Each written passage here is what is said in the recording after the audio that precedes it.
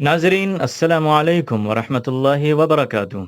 कुरान मजीद की वो 26 आयात इन दिनों मौजूए बहस बने हुए हैं जो जिहाद से मुताल्लिक़ हैं।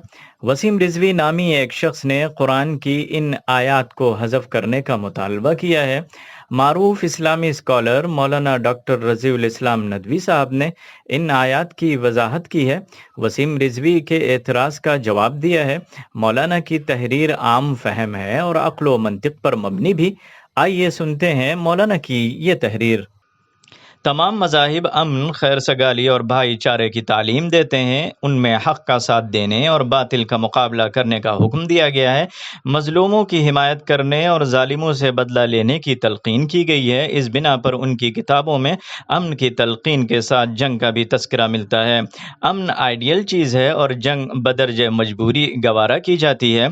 अगर कोई शख्स कहे कि तमाम मजहबी किताबों में सिर्फ अमन व आश्ती की बातें बाकी रहने देना चाहिए और उनसे जंग का तस्करा निकाल देना चाहिए, तो हर एक ऐसे शख्स को बावला कहेगा और उसकी खुराफात को दीवार पर दे मारेगा। चंद दिनों कबल ऐसे ही एक मनचले ने कुछ बेसरोपा बातें कुरान मजीद के बारे में कही हैं। उसने दावा किया है कि कुरान में 26 आयतें ऐसी हैं जिनमें जंग व जिदाल की बातें कही गई हैं। दूसरे मज़ाहिब को मानने वालों को कत्ल करने का हुक्म दिया गया है। ये आयतें फ़िरका वाराना मुनाफरत और मजहबी दूरी पैदा करती हैं, इसलिए उन्हें कुरान मजीद से निकाल देना चाहिए। आगे बढ़कर उसने यह भी दावा किया है कि ये आयतें असल कुरान का हिस्सा नहीं है, बल्कि पैगंबर हज़रत मोहम्मद सल्लल्लाहु अलैहि वसल्लम के इंतकाल के बाद जब कुरान को मुरत्तब व मुदव्वन किया जा रहा था, तब ये आयतें इसमें दाखिल कर दी गई थीं। यह दावा किसी संजीदगी का मजहर नहीं है और न उसके पीछे अक्ल व मंतिक और तारीख के दलाइल हैं, इसलिए उन्हें रद्द करने के लिए किसी मगजमारी की ज़रूरत नहीं। अलबत्ता कुरान में मज़कूरा आयात के सिलसिले में सही मौक़िफ़ क्या है और सियाक़ व सबाक़ की रोशनी में इन आयात का मफ़हूम क्या है, इस ज़िम्न में चंद बातें अर्ज़ की जा रही हैं। नंबर 1, इस्लाम का दो टोक ऐलान है कि मज़हब के मामले में किसी पर ज़ोर ज़बरदस्ती नहीं की जाएगी। अल बकरा आयत 256। अल्लाह ताला अपने पैगंबर को मुखातब करके फरमाता है कि तुम अपना काम करते रहो, जो लोग ईमान नहीं ला रहे हैं उन्हें ज़बरदस्ती दायरे ईमान में दाखिल करना तुम्हारा काम नहीं। यूनुस आयत नंबर 99। नंबर 2, ये एक तारीख़ी हकीकत है कि पैगंबर हज़रत मोहम्मद सल्लल्लाहु अलैहि वसल्लम के ज़माने में जो लोग ताकतवर थे उन्होंने मज़हब के मामले में आज़ादी का हक तस्लीम नहीं किया। उन्होंने कमज़ोरों को तरह तरह से सताया और उन पर अपनी मर्जी थोपने की कोशिश की। यहाँ तक कि उन कमज़ोरों ने अपना दीन बचाने के लिए पहले करीब के एक मुल्क हबशा हिजरत की, बाद में दूसरे शहर मदीना चले गए।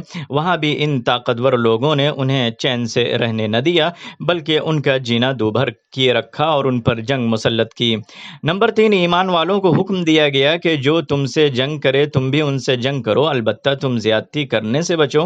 अल बकरा आयत 190। उन्हें कहा गया कि जैसे तुम्हारे दुश्मन मिलजुल कर तुमसे जंग करते हैं, इसी तरह तुम भी मुत्तहिद होकर उनका मुकाबला करो।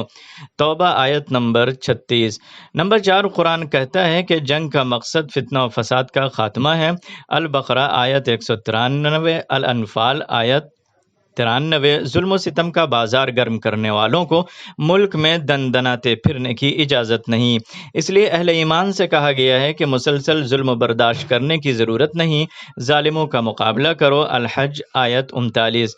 इसी तरह दूसरे मर्दों, औरतों और बच्चों पर जुल्म हो रहा हो तो उनकी मदद के लिए आगे आओ। निसा आयत नंबर 75। नंबर 5, एक अहम बात यह है कि जंग के ये अहकाम इस्लामी रियासत को दिए गए हैं। इस्लामी रियासत कायम हो तो वो अपने हालात को देखते हुए सियासी मामलात में भी फ़ैसला करेगी। वो तय करेगी कि उसे सुलह को तरजीह देनी चाहिए या जंग को। जंग करनी है तो कब करनी है और कब तक करनी है।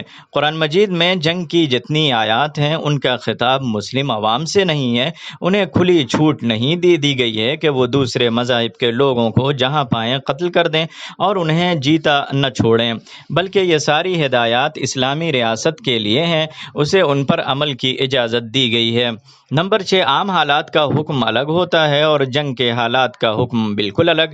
جنگ کے دوران فوج کو حکم دیا جاتا ہے کہ دشمن کی فوج کو زیادہ سے زیادہ نقصان پہنچانے کی کوشش کرے، اس کا اسلحہ تباہ و برباد کرے، جس فوجی کو پکڑ لے اسے گرفتار کر لے۔ جنگ کے دوران کمزوری دکھانا اور دشمن کو رعایت دینا خود کو ہلاکت میں ڈالنے کے مترادف ہوتا ہے، لیکن عام حالات میں وہ چیزیں روا نہیں ہوتی جو جنگ کے دوران جائز ہوتی ہیں۔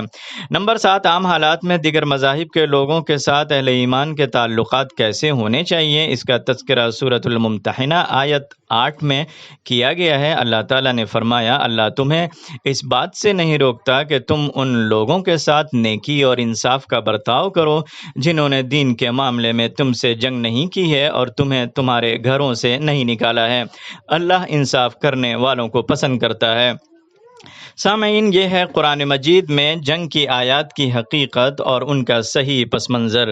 اس بنا پر بلا سوچے سمجھے ان آیات کو منافرت پھیلانے والی کہنا اور انہیں قرآن مجید سے نکالنے کا مطالبہ ذہنی دیوالیہ پن پر دلالت کرتا ہے۔ ملک کی عدالت عظمیٰ کو چاہیے کہ شرع انگیزی پر مبنی مفاد عامہ کی اس عرضی کو پہلی فرصت میں خارج کر دے۔ اعظم شرقی کو دیجیے اجازت۔ اللہ حافظ۔